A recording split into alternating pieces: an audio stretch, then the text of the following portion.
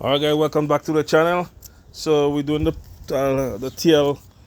We put in the bumper and then we put in the fog light, guys. But then you don't have to cut the grill right off here. You can leave the little lip below and it goes in here. But I cut it here, guys, and it fits right in here. But the next one, I didn't make that mistake. I cut it just like this, guys.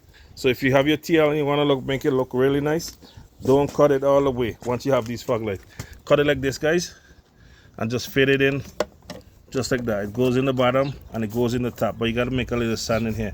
It look more decent, filling up the gap that's the fog light holds, right? So guys, if you're new to my channel, you're gonna see my video upgrading the TL to a Type S, the 2005 base model up to a Type S. So we get in there, guys. And all the tier guys, give a hell strength out, guys. Please follow and subscribe to the channel, guys, and you see more of this. This is like part 4, upgrade TL to Type S. Alright guys, catch you on the next one. Hope you like this video. Thumbs up, and then question leave in the comment section.